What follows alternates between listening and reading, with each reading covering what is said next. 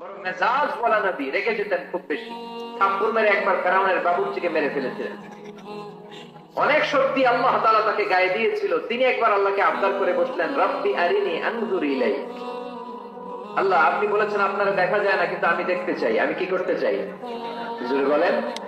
আল্লাহ বললেন, লান তারানি, never you can see me, never you can see me. তুমি আমাকে দেখতে পাবে না, কারণ আমাকে দেখা যায় না। সাইয়েদনা মুসা বললেন, আমি দেখতে চাই। আল্লাহ বললেন, দেখা যায় না। মুসা বলে, দেখতে চাই। আল্লাহ বললেন, দেখা যায় না। মুসা আলাইহিস সালাম বললেন, কথা বলেন না কেন?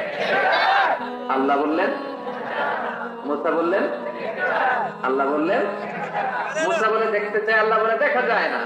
কিন্তু সাইয়েদনা মুসা আলাইহিস সালাম ছেড়ে দেবার পাত্র নয়, এড়ে যাবার পাত্র নয়, পিছু হটার পাত্র নয়। মনে যেটা উঠেছে আদায় করার পাত্র হলো মুসা, ঠিক না?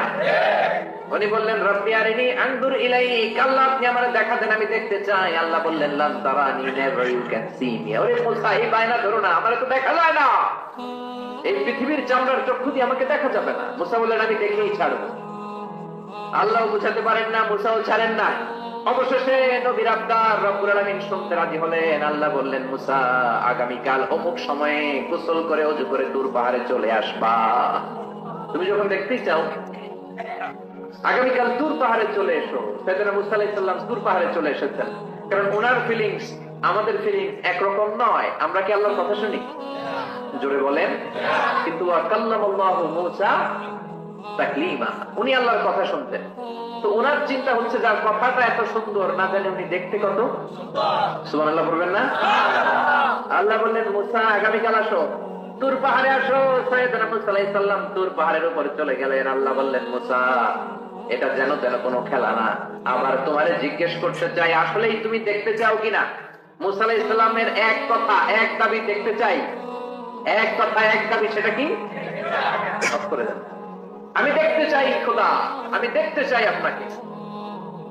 আল্লাহ বললেন, মুসা, এটা সাধারণ খেলা নয়, এটা বিপিএল এর খেলা নয়, এটা আইসিসি নয়, এটা ফিফার খেলা নয়, এটা মুসার সাথে বিশ্ব গভর্নমেন্টের খেলা, ঠিক না? এটা সাধারণ খেলা না। It's a very dangerous game. তুমি যদি স্টার্ট করো, you have to go until the last moment. শেষ পর্যন্ত তোমাকে যেতে হবে, ঠিক কি না? মুসা আলাইহিস সালাম এক পায়ে খাড়া। সাইয়েদনা মুসা বললেন, আমি রাজি। আল্লাহ বললেন, ওকে, তাহলে খেলা শুরু করে দিলাম। ও মুসা, তুমি দাঁড়িয়ে থাকো, খেলা এখন শুরু হয়ে যাবে। রব্বুল আলামিন মুসা আলাইহিস সালামের চারিদিকে অন্ধকার করে দিলেন। কি করে দিলেন?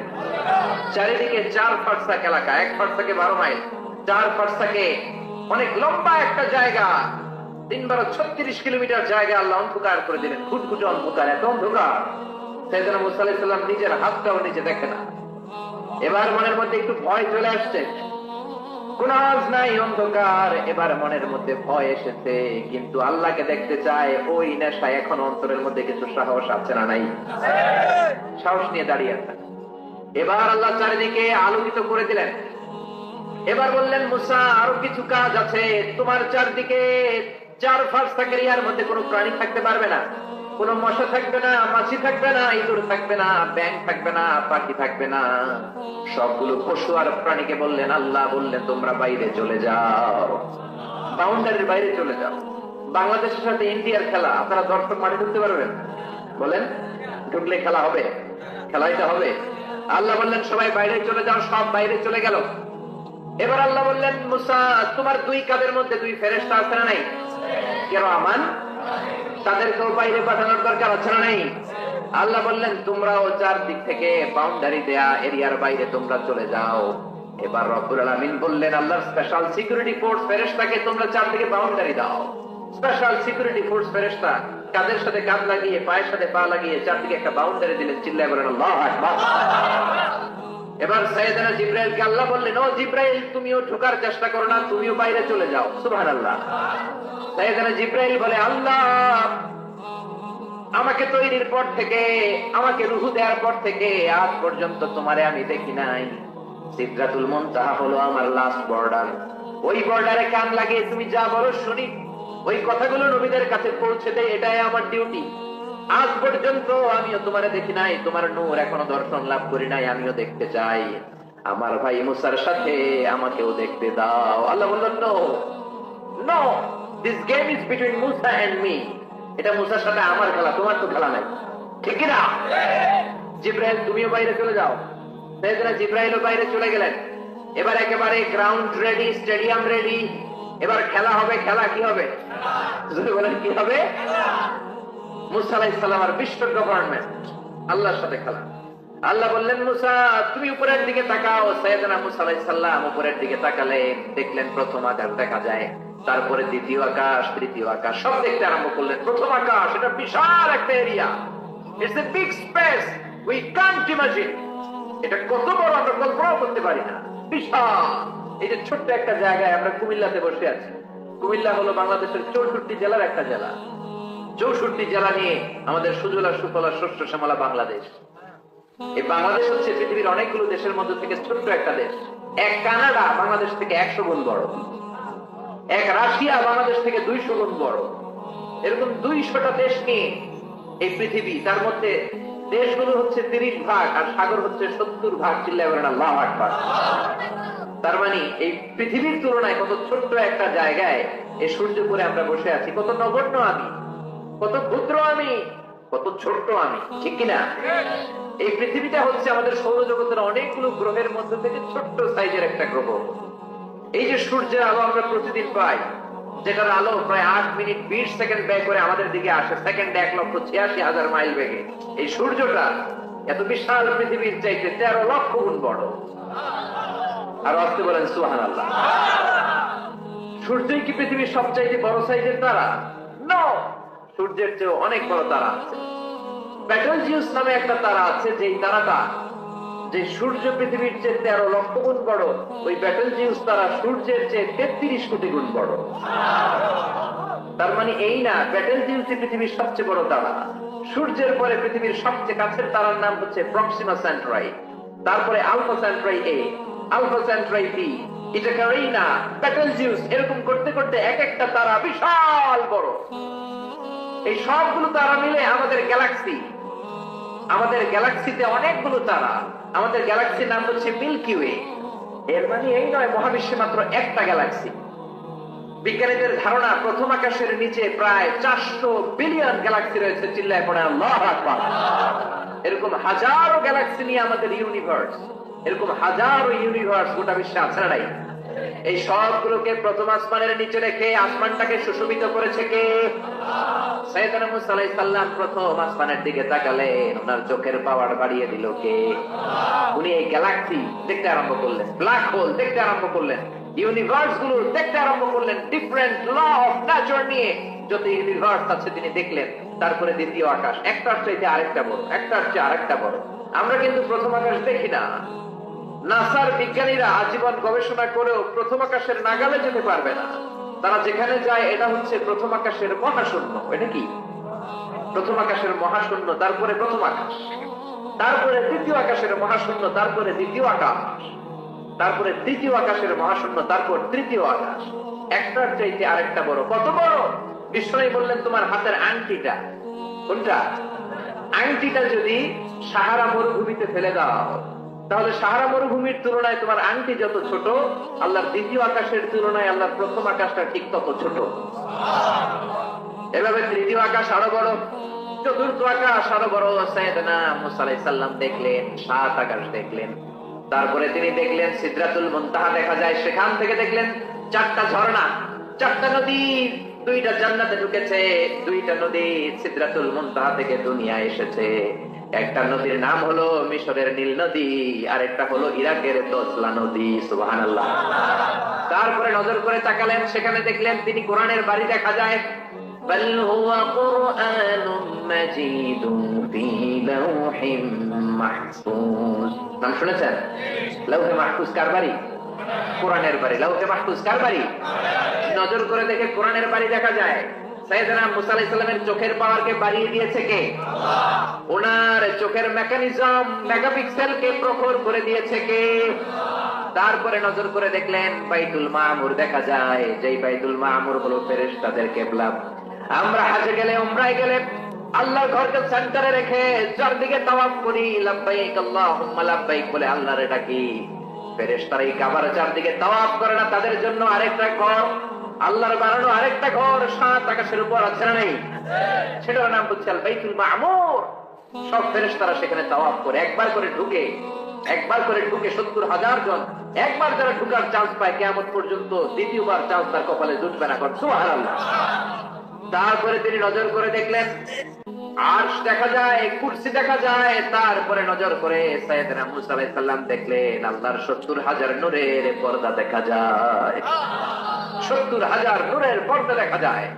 সেখান থেকে আল্লাহ গায়বী আওয়াজ দিয়ে বললেন, মুসা লাস্ট ডেস্টিনেশনে চলে এসেছো, একেবারে ফাইনাল গেট, এই গেটের পরে আর ফিরে যাওয়ার কোনো জায়গা নাই। শেষবারের মতো জিজ্ঞেস করি, খেলা কি চলবে নাকি থামিয়ে দেব? সাইয়েদনা মুসা বলে চলবে।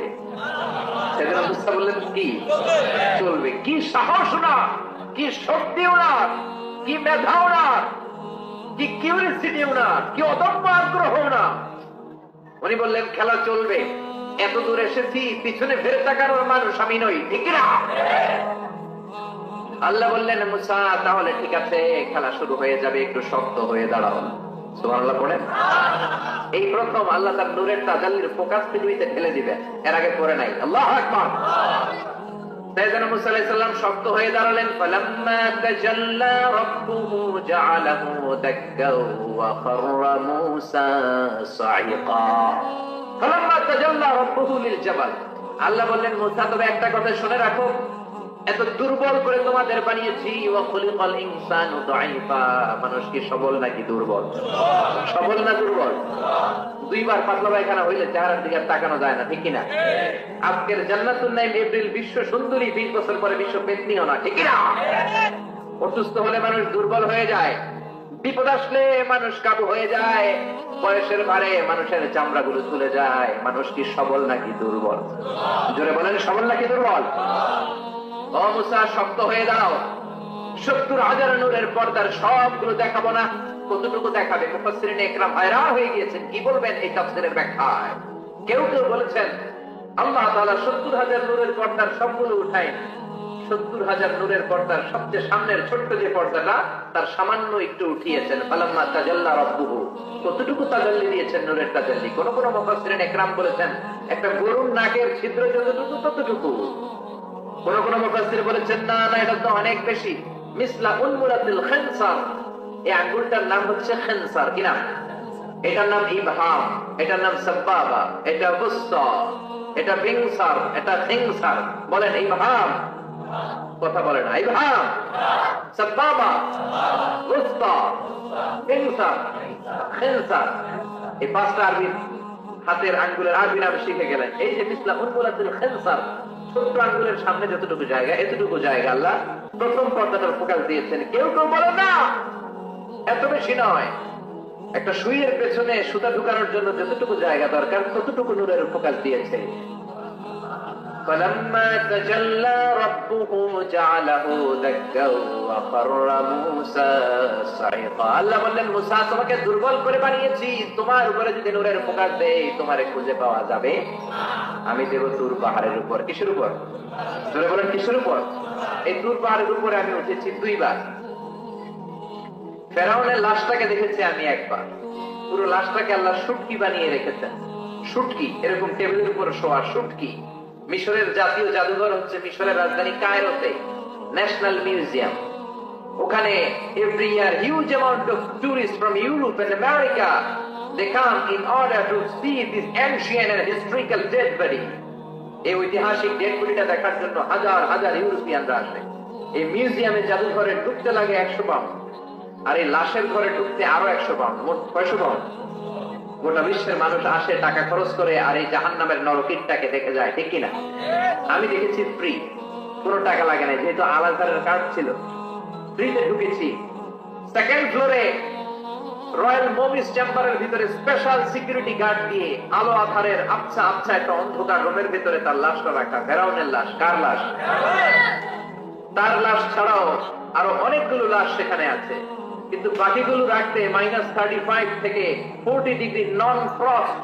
যারা বুঝেন, যারা ফ্রিজ ইউজ করেন, কিছু আছে নন ফ্রস্ট, শুধু বরফ হবে, যে জিনিসটা মাছ রাখলে মাছটা বরফ হবে কিন্তু আশেপাশে আইস জমবে না, এটার বলে non frost. Minus non frost 35 to 40 degree সেলসিয়াসে অন্য লাশগুলো রাখতে হয়, কিন্তু ফেরাউনের লাশটা -0 ডিগ্রিতে কিয়ামত পর্যন্ত সঠিক এবং শুদ্ধ এবং চমৎকার থেকে যাবে। চিল্লায় বলেন আল্লাহু আকবার। কারণ ফেরাউনের লাশটাকে সংরক্ষণের দায়িত্ব নিয়েছে কে? এই তুর পাহাড়ে আমরা উঠেছি মধ্যরাতে, কারণ বাংলাদেশের পাহাড়গুলো মাটির পাহাড়। আপনি খাগড়াছড়িতে যান, আপনি বান্দরবান যান, আপনি ময়মনসিংহের গারো পাহাড়ে যান, আমাদের পাহাড় কি মাটির না পাথরের? আর সৌদি আরব মিশরের পাহাড়গুলো কি মাটির না পাথরের? পাথরের। পাথরের পাহাড়ে যখন সানশাইন, সূর্যের আলো লাগে, 2-3 ঘন্টায় সূর্যের তাপে পাথরগুলো গরম হয়ে যায়। এজন্য আমরা মাঝরাতে উঠলাম 120 জন। আমরাও যাচ্ছি, ইহুদিরাও যাচ্ছে, খ্রিস্টানরাও যাচ্ছে। মিশরে যাওয়ার আগে আমি জিউস কমিউনিটি দেখি নাই, ইহুদি দেখি নাই, ওই প্রথম ইহুদি দেখলাম। একসাথে উঠলাম। আমার জীবনে এত কষ্ট আমি এর আগে করি নাই, যে কষ্ট আমার হয়েছিল তুর পাহাড়ে উঠতে। ব্যাকপ্যাক ছিল, ব্যাকপ্যাক, প্রত্যেকের পিঠে একটা করে ব্যাগ, সেখানে ড্রিঙ্কস ছিল, পানি ছিল, টিস্যু ছিল, এগুলো নিয়ে আমরা উঠলাম। উঠতে উঠতে ফজরের সময় হয়ে গেল। দেখলাম সেই জায়গাটা, যেই জায়গায় আল্লাহ নূরের তাজাল্লি দিয়ে ওনার প্রিয় নবী মুসা আলাইহিস সালামকে বেহুশ করে পাহাড়ের উপরে ফ্ল্যাট করে ফেলে দিয়েছিলেন। চিল্লায় পড়েন আল্লাহু আকবার। ফজরের সময় আমরা মসজিদে ঢুকলাম। ইহুদিরা ঢুকলো সিনাগগ, তাদের সিনাগগে, আর খ্রিস্টানদের জন্য ছোট্ট একটা চার্চ। চার্চ বুঝেন তো, গির্জা। গির্জায় যে আমরা প্রার্থনা করবো। ইহুদিরা ঢুকে সিনাগগে, সিনাগগে ঢুকলো, আমরা ঢুকলাম আমাদের ছোট্ট একটা মসজিদে। আমরা ফজরের সালাত আদায় করলাম। দেখলাম সিলসিলাতুল জিবাল, তুরে সাইনার মাউন্টেন রেঞ্জ, যেটা এখান থেকে প্যালেস্টাইনে ঢুকে গিয়েছে, সৌদি আরবে, সিরিয়াতে ঢুকে গিয়েছে। পুরো পাহাড়টা আল্লাহর নূরের তাজাল্লির কারণে লালো, খয়েরি আর কালো আকার ধারণ করেছে। চিল্লায় পড়েন আল্লাহু আকবার। এজন্য আল্লাহ বললেন ফালাম্মা তাজাল্লা রাব্বুহু জাআলাহু দাক্কা ওয়া খাররা মূসা সাইকা। রব্বুল আলামিন বললেন, মুসা, শেষবারের মতো বলছি, এখনো সময় আছে। তুমি যদি বলো খেলা বন্ধ করে দিব, আর যদি বলো তাহলে চালিয়ে নিব। মুসা বলে চলবে। কি বলে? চলবে। আল্লাহ খেলা চালালেন, নূরের ফোকাস দিলেন। মুসা আলাইহিস সালামের গায়ের উপরে দেয় না, দিতে তুর পাহাড়ে। কোথায়? 1 ঘন্টার জন্য দিয়েছেন, আধা ঘন্টা, 10 মিনিট, 1 মিনিট, 1 সেকেন্ড। 1 সেকেন্ড তো দেন তো হুজুর, 1 সেকেন্ড দেয় নাই তো কি দিছে? 1 সেকেন্ডকে অনেক ভাগে ভাগ করলে হয় 1 মাইক্রো সেকেন্ড। 1 মাইক্রো সেকেন্ডকে অনেক ভাগে ভাগ করলে হয় 1 ন্যানো সেকেন্ড। 1 ন্যানো সেকেন্ডেরও 1000 ভাগের 1 ভাগ নূরের ফোকাস আল্লাহ তুর পাহাড়ের মধ্যে দেওয়ার সাথে সাথেই পৃথিবীর সবচেয়ে শক্তিধর পয়গম্বর ওই 1 সেকেন্ডের 1000 ভাগের অল্প সময়ের মধ্যে বেহুশ হয়ে পাহাড়ের উপরে পড়ে যান। আল্লাহ নূরের ফোকাস দিলেন। মুসা আলাইহিস সালাম কিছুই দেখেন নাই, কি যেন একটা দেখলেন। কেমন দেখলেন? অনুভূতিটা কেমন ছিল? বলার মতো কোনো পরিবেশ নাই, ঠিক কিনা? এর মানে হচ্ছে আল্লাহর দেখা যায় না, দেখা যায়। জোরে বলেন। এই লম্বা ঘটনা বলার, ব্যাকগ্রাউন্ড বলার উদ্দেশ্য হচ্ছে ওয়াইদা সাআলাকা ইবাদি আন্নি, ও নবী, সবাই যখন আপনারা জিজ্ঞেস করবে আপনি আল্লাহর দাওয়াত দেন, তাওহীদের দাওয়াত দেন, কই সেই আল্লাহ? আপনি বলেন ফাইন্নী করিব, আমি কাছে না দূরে? আরো জোরে বলেন আল্লাহ কাছে না দূরে? আকরাবু ইলাইহি মিন হাবলিল ওয়ারিদ। এই যে আমাদের কণ্ঠনালীর রগ, আমাদের সাহারগ, আমাদের ঘাড়ের রগ, এই রগটা কেটে দিলে মানুষ মরে যায়, ঠিক কিনা? এই ঘাড়ের রগের চেয়ে আল্লাহ বেশি কাছে। চিল্লায় বলেন ঠিক কিনা? এজন্য সে আল্লাহর কাছে চাওয়ার দরকার আছে না নাই? আল্লাহ বললেন, গোলাম, ওয়াইদা, তুমি যখন ডাকতে শুরু করে দাও, ওয়াইদা সাআলাকা ইবাদি আন্নী ফাইন্নী করিব উজিবু দাওয়াতাদ দাঈ ইযা দাআন। আমার বান্দারা যখন আমাকে ডাকতে শুরু করে দেয়, আমি আমার বান্দার ডাকে সাড়া দেই। সুবহানাল্লাহ। ডাকলে সাড়া দেয় কে? কেউ যেটা দেয় না সেটা দেয় কে? কেউ যেটা শোনে না সেটা শোনে কে? কেউ যেটা বুঝে না সেটা বুঝে কে? এজন্য আল্লাহ বললেন, গোলাম আমার কাছে যাও, show us the correct path, show us the straight path. আল্লাহ, এমন একটা সোজা পথ আপনি আমাদেরকে দেখান, যে পথে উঠলে এই পথে ওঠা শুরু হবে দুনিয়াতে, পথটা শেষ হয়ে যাবে জান্নাতে। চিল্লায় বলেন ঠিক কিনা? এজন্য দোয়া হলো আমাদের হাতিয়ার। অস্ত্র, রাইফেল, বন্দুক, ড্রোন, শুধু এগুলোই আমাদের হাতিয়ার নয়, দোয়াও আমাদের হাতিয়ার। জোরে বলেন ঠিক কিনা? সবকিছুর দৌরাত্ম, খবরদারি যেখানে শেষ, মুমিনের দোয়ার কারিশমা সেখান থেকে শুরু। কথা বুঝতে পেরেছেন? সবকিছুর দৌরাত্ম যেখানে শেষ, মুমিনের দোয়ার কারিশমা সেখান থেকে শুরু। চিল্লায় বলেন ঠিক কিনা? এজন্য বিশ্বনবী বললেন, দুআউ সিলাহুল মুমিন, দোয়া হচ্ছে মুমিনের অস্ত্র। আপনি যদি মিসাইল হামলা করেন, ড্রোন ক্ষেপণাস্ত্র হামলা করেন, ওই ড্রোন যেমনি লক্ষ্য বস্তুর মধ্যে যে আঘাত করবে, দোয়ার মতো দোয়া করতে জানলে আপনার দোয়াও যে আপনার অভিষ্ট লক্ষ্যে পৌঁছে যাবে, ঠিক কিনা? অনেকে বলে হুজুর অনেক দোয়া করি, আমার দোয়া কবুল হয় না, এরকম একটা অভিযোগ আছে না নেই? জোরে বলেন। অনেকে আমাদের কাছে বলে হুজুর একটা পেরেশানিতে আছি, একটু ঝামেলায় আছি, বিপদে আছি, 2 বছর ধরে মসজিদে চোখের পানি ছেড়ে দোয়া করলাম, কিন্তু দোয়া তো কবুল হয় না, আমার আল্লাহ আমার কথা শোনে না, এরকম অভিযোগ আছে না নাই? এর কারণ দোয়াটা সিনসিয়ারলি হয় নাই, আন্তরিকতার সাথে হয় নাই, মনোযোগ দিয়ে হয় নাই। সিনসিয়ার দোয়া এটা অনেক পাওয়ারফুল, অনেক শক্তিশালী, এটা কখনো মিস হতে পারে না। চিল্লায় বলেন ঠিক কিনা? বিশ্বনবী বললেন দোয়া এত পাওয়ারফুলি, আত-তাকদীরু লা ইয়ারুদ্দু ইল্লা বিদ-দুআ, মানুষের তাকদীরের কোনো চেঞ্জ নাই, কোনো পরিবর্তন নাই, কিন্তু তাকদীরের যদি কোনো কিছু চেঞ্জ হয়ে যায় সেটা বলে দোয়ার মাধ্যমে হয়ে থাকে। সুবহানাল্লাহ। দোয়া আপনার তাকদীরকেও চেঞ্জ করে দিতে পারে। চিল্লায় বলেন ঠিক কিনা? এই দুনিয়ার মানুষগুলোর কাছে বেশি বেশি চাইলে খুশি হয় না রাগ হয়? জোরে বলেন। আপনার কাছে যদি আমি 500 টাকার জন্য আজকে যাই, 500 টাকা দেন, মিজানুর রহমান আজহারী হুজুর আসতে, না দিলে কেমন টাকা দিয়ে দিলেন, কালকে তাও দিলেন, তারপরের দিন দিবেন, হ্যাঁ দেখ কাম নাই, আমার টাকা দিবেন না, এরপরের দিন 200, এরপরের দিন 100, এরপরের দিন লাড়ি লয়ে দৌড়াইবেন, ঠিক কিনা? এটা দুনিয়ার মানুষের রীতিনীতি। বারবার একটা বিষয় নিয়ে আসলে আমরা রেগে যাই, আমরা অপছন্দ করি, কিন্তু আল্লাহর নীতি উল্টা। আল্লাহর কাছে বারবার চাইলে আল্লাহ খুশি হয়, ঠিক কিনা? তিরমিজির বর্ণনায় বিশ্বনবী বললেন ইন্নাহু মান লাম ইয়াসআলিল্লাহ ইয়াগদাব আলাইহি, যে ব্যক্তি আল্লাহর কাছে চায় না আল্লাহ তারে পছন্দ করে না। সুবহানাল্লাহ। আর যে ব্যক্তি আল্লাহর কাছে চায় তারে আল্লাহ পছন্দ করে, ঠিক কিনা? এজন্য চাইতে রাজি আছেন? দোয়া করতে রাজি আছেন? কার কাছে করবেন? নাকি ছোট হুজুরের কাছে, বড় হুজুরের কাছে, দাদা হুজুরের কাছে, ল্যাংটা বাবার কাছে, খাজা বাবার কাছে, দুর্গায় যে, দরগায় যে, কোথাও যে কিছু আমরা চাইবো না, চাইবো একজনের কাছে, তিনি কে? কারণ তার কাছে আমরা যাই চাই, তিনি বলে যাও দিয়ে দিলাম, যাও নিয়ে যাও, ইয়েস দেব, আমি দেব, আমি দেব। তিনি সব সময় বলে আমি দেব, তিনি সব সময় বলে ইয়েস, নো এটা তিনি বলে না। আল্লাহ ডিকশনারিতে নো নাই, কি নাই? আপনি যখনই চাইবেন আল্লাহ বলে ইয়েস দেব, তাহলে বলবেন হুজুর এত কিছু চাইলাম দিল না কেন? আপনার মন মতো দিবে না, আল্লাহর দেওয়ার একটা ক্যাটাগরি আর সিস্টেম আছে না নাই? আল্লাহ 3 ক্যাটাগরিতে দেয়। কয় ক্যাটাগরিতে? 3 ক্যাটাগরি। ক্যাটাগরি নাম্বার 1, আপনি চোখের পানি ছেড়ে আল্লাহর কাছে কিছু চাইলেন, আল্লাহ বলে দেব, ইয়েস, কি বলে? কারণ আল্লাহর কাছে তো নো নাই, কি নাই? না বলে না, চাইলে আল্লাহ না করতে জানে না, আল্লাহ বলে ইয়েস দেব, দিয়ে দেয়, আমরা খুশি হয়ে যাই, আমরা নাচতে শুরু করি, ঠিক কিনা? Category number 1। শুনতেছেন না বোধহয়? কষ্ট হচ্ছে নাকি মনোযোগ দিয়ে দিব? শুনবেন আর কয়েক মিনিট। ক্যাটাগরি নাম্বার 1, চাইলাম দিয়ে দিল, ইয়েস। এবার ক্যাটাগরি নাম্বার 2, চোখের পানি ছেড়ে একটা কিছু চাইলাম, তখনও বলে ইয়েস, কি বলে? কারণ ওনার কাছে তো নো নাই, কি নাই? আল্লাহ বলে ইয়েস দেব, তবে এখন না, পরে দেব।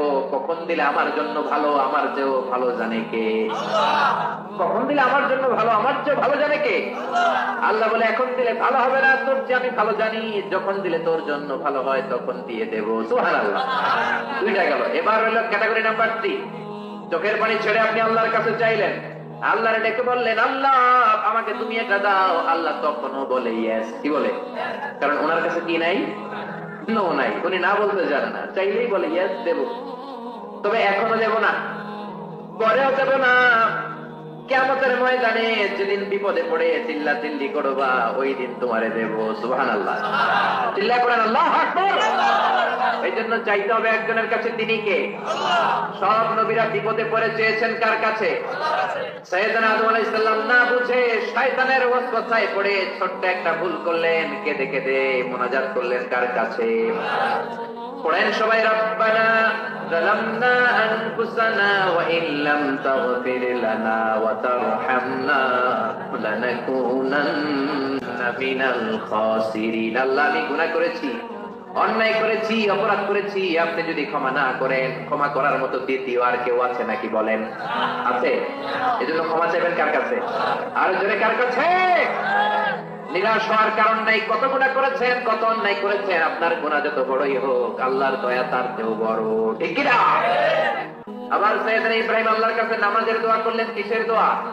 রব্বি জাআলনি মুকিমাস সালাতি ওয়া মিন যুররিয়াতি রব্বানা ওয়া তাকাব্বাল দুআ। ও আল্লাহ, আপনি আমার নামাজ কায়েমকারী বানিয়ে দেন, আমার ছেলেটার নামাজ কায়েমকারী বানিয়ে দেন, আমার দোয়াটা আপনি কবুল করে নেন। পড়েন আমিন।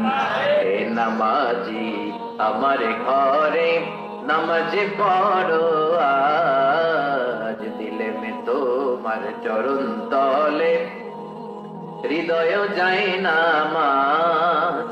এ নামাজি আমার ঘরে নামাজ পড়ো আজ, দিলে মে তোমার চরণ তলে হৃদয় যায় নামাজ। পড়েন আল্লাহু আকবার। কেমন বাবা কেমন ছেলে, ছেলেও নবী বাবাও নবী। ছেলের নাম ইসমাইল, বাবার নাম ইব্রাহিম। নামগুলো কেমন লাগে? ভালো লাগে? ছেলে মেয়েদের নাম রাখবেন তো এগুলা? ইসমাইল রাখতে রাজি আছেন? ইব্রাহিম রাখতে রাজি আছেন? কেমন বাবা কেমন ছেলে। বাবা ছেলের জন্য দোয়া করলেন, ও আল্লাহ আমার ছেলের নামাজ কায়েমকারী বানিয়ে দেন। আবার এমন বাবা এমন ছেলে, দুই বাবা মিলে কাবা ঘর নির্মাণ করেছেন, ঠিক কিনা? বাবা মেইন রাজমিস্ত্রি, ছেলে হচ্ছে যোগালী, পাথর এনে দেয়, ইট এনে দেয়।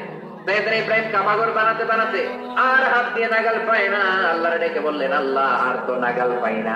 আল্লাহ বললেন, টেনশন নাই, চিন্তা নাই, জান্নাত থেকে অটোমেটিক একটা পাথর এনে দিলাম, পাথরটার নাম মাকাম ইব্রাহিম। এই পাথরের উপর দাঁড়াও, যত উঁচুতে উঠতে মনে চায় পাথর অটোমেটিক উপরের দিকে উঠে যাবে। সাইয়েদনা ইব্রাহিম বানাতে শুরু করলেন। আবার এই দুই নবীকে আল্লাহ ধমক দিয়ে বললেন, তাহরা বাইতি লিত-তাইফিন ওয়াল আকিফিন। ও ইসমাইল, ও ইব্রাহিম, আমার ইবাদতকারী বান্দাদের জন্য, আমার হাজী সাহেবানদের জন্য, উমরাকারীদের জন্য বাপ বেটা মিলে ঝাড়ু নিয়ে কাবা ঘরকে ঝাড়ু দিতে শুরু করে দাও। সুবহানাল্লাহ। মসজিদেরি ঝাড়ু বারদার ও কামারে হাত শোনো আমারে মুনাজাত, শোনো শোনো ইয়া ইলাহি আমারে মুনাজাত, শোনো আমারে মুনাজাত। করেন আমিন। কত বড় হৃদয়ের মানুষ ছিল নবী, নবীদের বাবা আবুল আম্বিয়া খলিলুল্লাহ ইব্রাহিম আর তার ছেলে ইসমাইল, তারা মসজিদ ঝাড়ু দিয়েছে। আমরা মসজিদ পরিষ্কার করতে চাই না, এরকম আসরা নাই? একদল আছে মসজিদে ঢুইকাই বালু দেখলে মুয়াজ্জিন সাহেব রেখে খুঁজছে, আসরা নাই? মুয়াজ্জিন সাহেব কোথায়, ইমাম কই, বালু কেন, টিকটিকির পায়খানা কেন, আপনি দিলেন কই মিয়া? আপনি ঝাড়ু দেন, আপনি পরিষ্কার করেন। নবী হয়ে তারা কাবা ঝাড়ু দিতে পারে, মসজিদ পরিষ্কার করতে পারে, আপনি কোন সলিমতি আর কলিমতি, ঠিক না?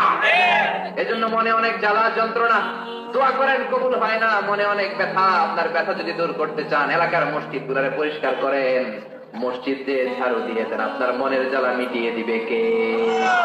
আবার সাইয়েদনা ইউনূস আলাইহিস সালাম দোয়া করলেন, লা ইলাহা ইল্লা আনতা সুবহানাকা ইন্নী কুনতু মিনাল জালিমিন। বিপদে পড়েছেন, পড়ে এই দোয়া করেছেন। যত বিপদে পড়েন এই দোয়া করবেন।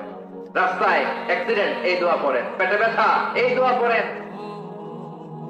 জেলের শিকার হয়েছেন, জুলুমের শিকার, এই দোয়া পড়েন। আমাদের বাংলাদেশে ঠেড়া বললে এই দোয়া পড়ে, ঠিক কিনা?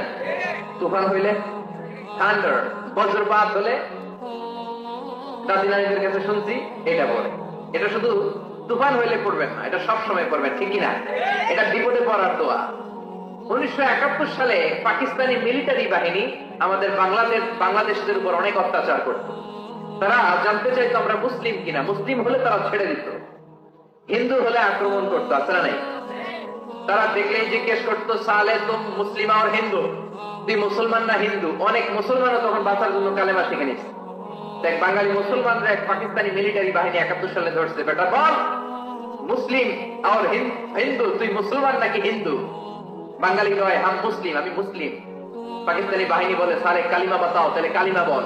বাঙালি কয় লা ইলাহা ইল্লা আনতা সুবহানাকা ইন্নী কুনতু মিনাজ জালিমিন। पाकिस्तानी कहे साले ये तो मुसीबत का कलिमा है, बंगाली कहे हम तो भी मुसीबत में हैं। पाकिस्तानी बोले बेटा এটা তো মুসিবতের কালিমা, বাঙালি কয় আমি তো কম মুসিবতে নাই। পিস্তল ধরে তুমি আমার কালিমা জিজ্ঞেস করো, কোনটা বলতে যায় কোনটা বলি, আমার তো হুঁশ নাই, ঠিক কিনা? এই জন্য বিপদে পড়লে এই দোয়া পড়ার দরকার আছে না নেই? আবার জাকারিয়া আলাইহিস সালামের ছেলে নাই, উনি ছেলের জন্য দোয়া করলেন কার কাছে? রাব্বি লা তাযরনি ফারদান ওয়া আনতা খায়রুল ওয়ারিসিন। ও আল্লাহ, আপনি আমারে আটকুড়া বানাবেন না, নিঃসন্তান বানাবেন না, সন্তান দিয়ে আমার কলিজাটা ঠান্ডা করে দেন। যাদের সন্তান নাই আল্লাহর কাছে বেশি বেশি করে চান, মনের জ্বালা দূর করে দিতে পারে কে? কেউ যেটা পারে না সেটা পারে কে? নাকি মাজারে যে খাসি মানত করবেন, মুরগি, মোমবাতি, লাল শালু, মশারি, সর্বনাশ, অনেক মাজারে মশারি দেওয়া। তো তোমার পিসাবে কি মশাই কামড়ায়? হ্যাঁ, যে লোকটা মাজারে মশারি দেয় দেখবেন ওর বাপের মশাই খায়, ওর মায়ের মশাই কামড়ায়, চিল্লায় বলে ঠিক না? আরে বাবার কাছে যাও, মায়ের কাছে যাও, তাদের দোয়া বুলেটের আগেও কবুল হয়ে যায়। বুলেট মেরেছেন, বুলেট মিস হতে পারে, বোমা মেরেছেন, বোমা মিস হতে পারে, মায়ের দোয়া মিস হতে পারে। ওগো মা, তুমি এই ধরনের শ্রেষ্ঠ নিয়ামত, তোমারই পদতলে রয়েছে জান্নাত। ওগো মা, তুমি এই ধরনের শ্রেষ্ঠ নিয়ামত, তোমারই পদতলে রয়েছে জান্নাত, ঠিক কিনা? এজন্য দোয়া চাইবো মায়ের কাছে, বাবার কাছে। অনেকে না বুঝে মাজারে মশারি দেয়, লাল শালু দেয়, মোমবাতি দেয়। যে লোকটা মরে আছে ওর কি আলোর দরকার আছে? ধরে বলেন, আপনার জ্বালানো মোমবাতির আলো মাটি ফেড়ে কবরে ঢুকে সে আলো পায়, তো তাকে দেন কেন?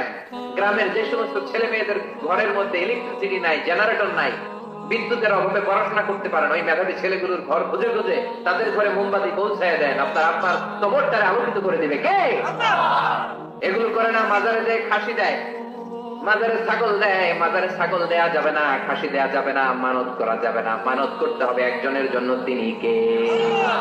সে আল্লাহ বললেন, গোলাম চাইতে হবে শুধু আমার কাছে। সব নবীরা এইভাবে দোয়া করেছেন। সৈয়দনা ঈসা আলাইহিস সালাম দোয়া করেছেন, আল্লাহ আপনার কাছে আমি দোয়া করি, আমারে আপনি শেষ নবী বানায়া দেন। কোন নবী? জোরে বলেন, এটা কি সম্ভব? কারণ শেষ নবী একজন আছে না নাই? কি নাম?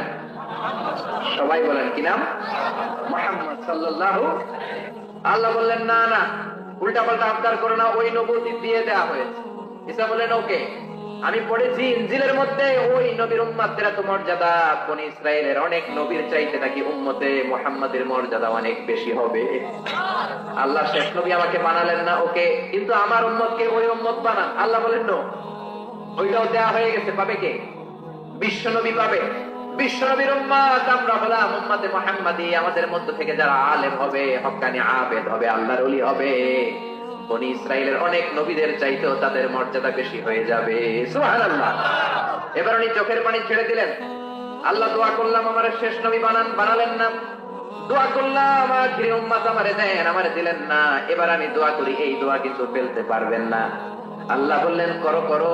সাইয়েদনা ঈসা বললেন, আল্লাহ তাহলে আপনি আমাকে এই পৃথিবীর মধ্যে ওই নবীর উম্মত করে আরেকবার দুনিয়াতে পাঠানো লাগবে। সুবহানাল্লাহ। কবুল করে নিল কে? পৃথিবীতে একজন নবী এখনো মরে নাই, কি নাম?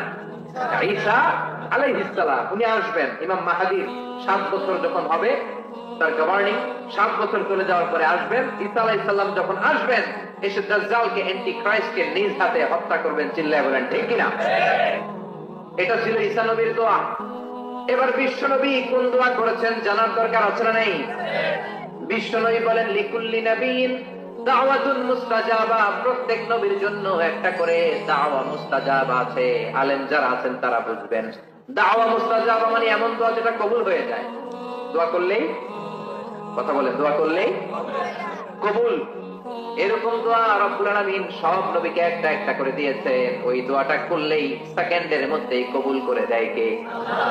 সব নবী ওই দোয়া দুনিয়াতেই করে ফেলেছে। বিশ্ব নবী বললেন, লিকুল্লি নবিয়্যিন দাওয়া মুস্তাজাবাত। সব নবীর জন্য একটা স্পেশাল দোয়া আছে, দাও বিহা, যেই দোয়াটা নবীরা দুনিয়াতেই করে ফেলেছে। ওয়া ইন্নী আখতাবিউ দাওয়াতি শাফাআতান লি উম্মতি ইয়াউমাল কিয়ামাহ। আল্লাহু আকবার। আর আমি আমার দাওয়া মুস্তাজাবা স্পেশাল দোয়াটা এখনো করি নাই। আমার দোয়াটা এখনো আমি জমিয়ে রেখেছি। কিয়ামতের কঠিন ময়দানে আমার উম্মত যখন বিপদে পড়ে যাবে, আমার উম্মতের জান্নাতে যাওয়ার ব্যাপারে ঝামেলা লেগে যাবে, আল্লাহর অনুমতি ক্রমে শাফাত করে করে আমি আমার উম্মতদেরকে জান্নাতে ঢুকিয়ে দেব। তখন আমি ওই দোয়াটা করব, বিশ্বনবী সিজদায় পড়ে থাকবেন কিয়ামতের ময়দানে।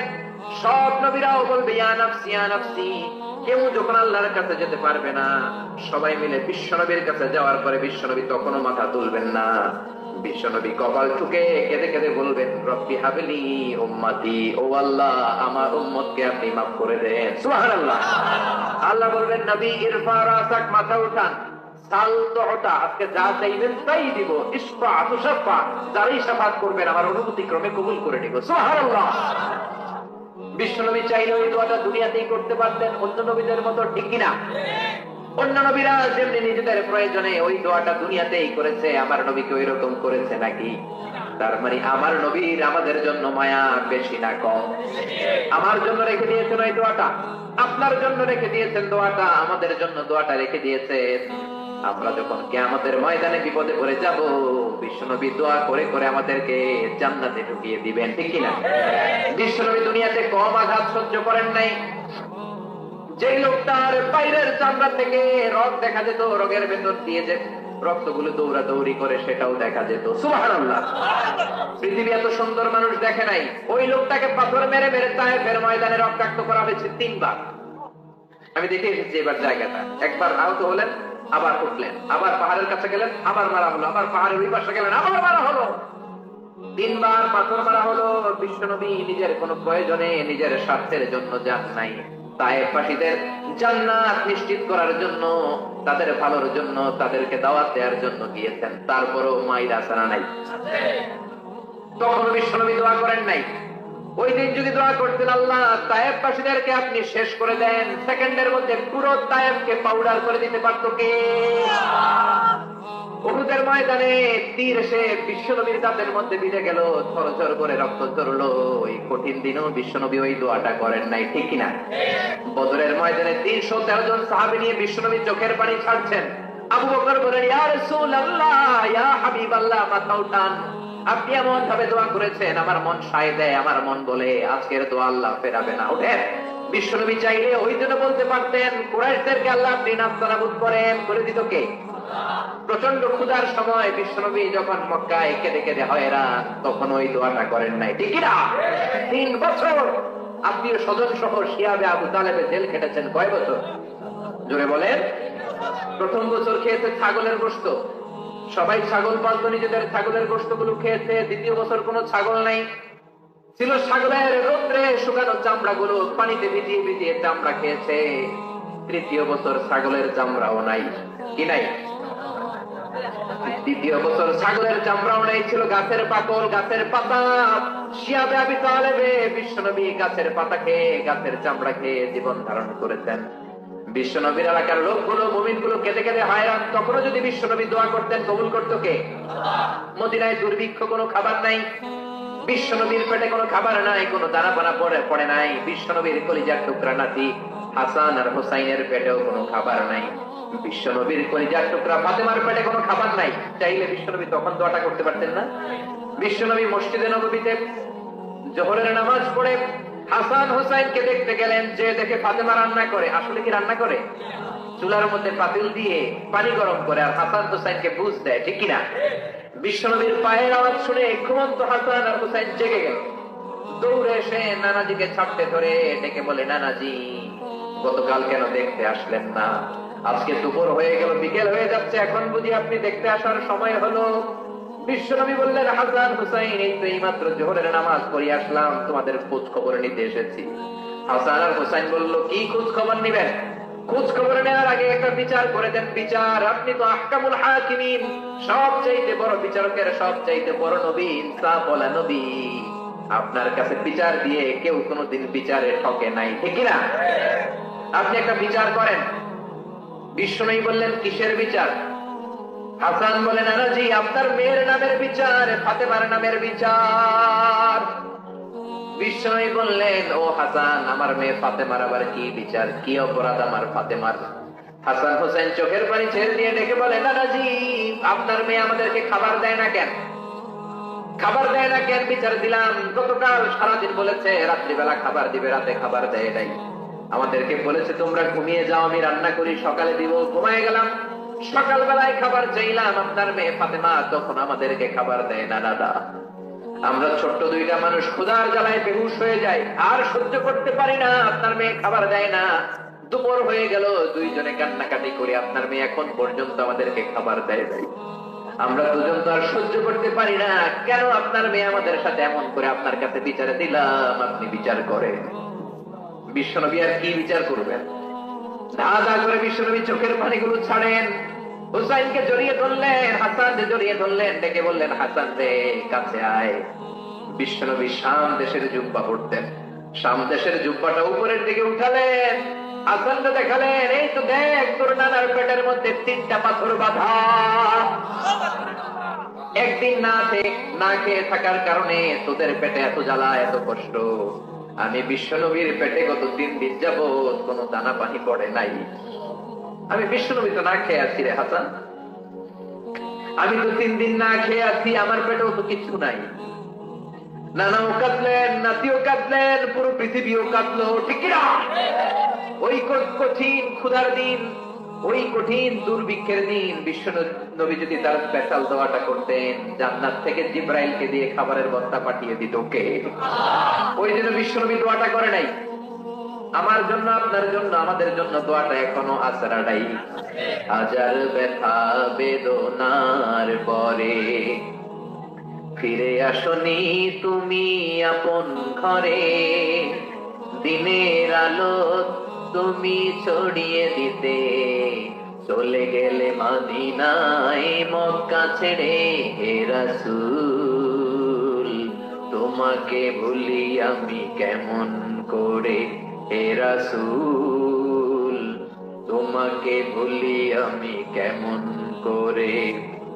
খেয়ে না খেয়ে দিন প্রচারের কাজে নিজেকে দিয়েছো বিলিয়ে, তাই ফের কাফিরেরা চিনল না সে আলো, দুষ্ট ছেলেদের পিছু দিল লেলিয়ে, পাথরের আঘাতে ক্ষত বিক্ষত হয়ে সারা শরীর থেকে রক্ত ঝরে হে রাসূল, তোমাকে ভুলি আমি কেমন করে হে রাসূল, তোমাকে ভুলি আমি কেমন করে। পড়েন আল্লাহু আকবার।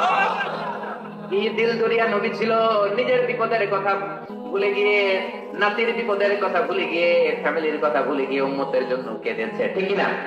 গোটা বিশ্বের জন্য শিক্ষা এনেছে, সভ্যতা এনেছে, আমাদেরকে ভদ্রতা শিখিয়েছে।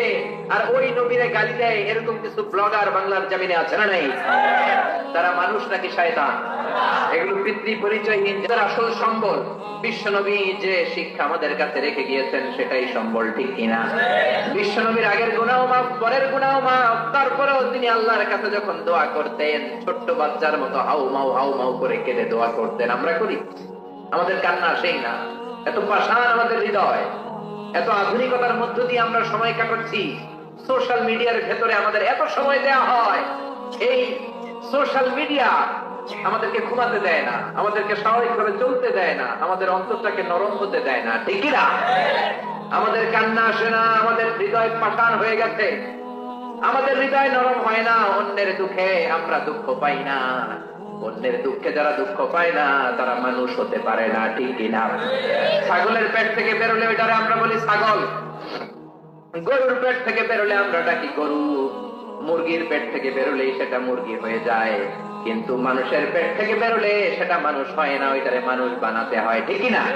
এই দুনিয়া এখন তো আর সেই দুনিয়া নাই, মানুষ নামের মানুষ আছে, দুনিয়া বোঝাই, সেই মানুষের ভিড়ে আমার আসল মানুষ নাই, ঠিক না? আসল মানুষের বড় অভাব। অন্যের দুঃখে কাঁদবে, অন্যের জ্বালা নিজের অন্তরেও জ্বালার সৃষ্টি করবে, সেই মানুষ আর নাই, ঠিক কিনা? বিশ্বনবীর আগের গুনাহ নাই, পরের গুনাহ নাই, তারপরেও মুনাজাতে হাউমাউ করে কাঁদতেন। তিনি দোয়ায় বলতেন, আল্লাহ ইন্নী আব্দু কবনু আব্দি কবনু আমাতিক নাসিয়াতি বিয়াদিক, ও আল্লাহ আমি আপনার গোলাম, গোলামের ঘরের গোলাম, বান্দির ঘরের গোলাম। আল্লাহ আমি আপনার গোলাম, গোলামের ঘরের গোলাম, মানে আমার বাপ আব্দুল্লাহ আপনার গোলাম, আমরা গোলাম বংশের। সুবহানাল্লাহ। গোটা বিশ্বের শ্রেষ্ঠ মানুষটা নিজের গোলাম বলতে দ্বিধাবোধ করতো না। বলতো আমি আপনার গোলাম, গোলামের ঘরের গোলাম, বান্দির ঘরের গোলাম, নাসিয়াতি বিয়াদি, আমার মাথার চুলের ছুটি আপনার হাতের মুঠোয়, আমার চুলের ছুটি আপনার হাতের মুঠোয়, গোলামের মতো যেখানেই টানবেন আমি ওখানেই যাবো। আল্লাহু আকবার। এই ছিল বিশ্বনবীর বিনয়। নিজেকে গোলাম বলতে স্বাচ্ছন্দ্য বোধ করতেন, কোনদিন জীবনে অহংকার করেন নাই।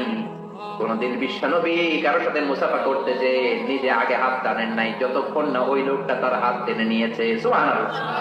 আর বিশ্বনবীর হাত ছিল আলিয়া নবীনা তিবাজ, বিশ্বনবীর হাত ছিল রেশমের কাপড়ের চেয়েও নরম। সিল্ক চিনেন? সিল্কের কাপড়ের চেয়ে বিশ্বনবীর হাত ছিল নরম। এই নরম হাত মুসাফার মধ্যে যে একবার পাইতো কেউ ছাড়তে চাইতো না, ধরেই রাখতো। আর বিশ্বনবী নরম হৃদয়ের নবী, কেউ যদি না ছাড়ে বিশ্বনবীও ছাড়তেন না। সুবহানাল্লাহ। ওই নবী মোনাজাতে কাঁদতেন। এজন্য ভাইরা এই কথা বললেন না আল্লাহ আমার দোয়া শোনে না। আপনি দোয়ার মতো দোয়া করেন নাই, এজন্য শোনে নাই, ঠিক না? দোয়া কবুল হওয়ার রহস্য হচ্ছে চোখের পানি।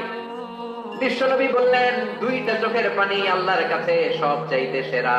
এক হলো জিহাদের ময়দানে রক্তের ফোঁটা, দ্বিতীয় হলো আল্লাহর ভয়ে মোনাজাতের মধ্যে চোখ থেকে বেয়ে বেয়ে পড়া পানির ফোঁটা। আবার বিশ্বনবী বললেন অনুশোচনার চোখের পানি চোখ দিয়ে নাকের ডগা বেয়ে বেয়ে জমিনে পড়ার আগে ওই দোয়াটা কবুল করে নেয় কে? এজন্য চাওয়ার সময় নিজের ছোট করেন, বলবেন আল্লাহ আমি আপনার গোলাম, গোলামের ঘরের গোলাম, বান্দির ঘরের গোলাম, আমার চাইতে ক্ষুদ্র ছোট কেউ নাই, এমন কোন গুনাহ নাই আমি করি নাই, তুমি ছাড়া আমারে পার করার কেউ নাই, ঠিক কিনা? এরকম দোয়ার মধ্যে নিজের ছোট করে দেন, আপনার দোয়া কবুল করবে কে? এজন্য সব সময় চাইবে একজনের কাছে, তিনি কে? একদল আছে বা এক শ্রেণীর লোক আছে, রোগে যখন পড়ে তখন আল্লাহরে ডাকে, রোগ ভালো হয়ে যায় আল্লাহরে ভুলে যায়, আসলে নাই? নির্বাচনের আগে আল্লাহরে ডাকে, নির্বাচন শেষ আল্লাহরে ভুলে যায়, আসলে নাই? সমস্যায় পড়েছে আল্লাহরে ডাকে, সমস্যা নাই আল্লাহরে ভুলে যায়, আসলে নাই? এমন করা যাবে না, সব সময় ডাকবেন। তবে রব্বুল আলামিন বলেন স্পেশাল কিছু সময় আছে, ওই সময় দোয়া করলে দোয়া কবুল করে নেয় কে? তাহাজ্জুদের সময়।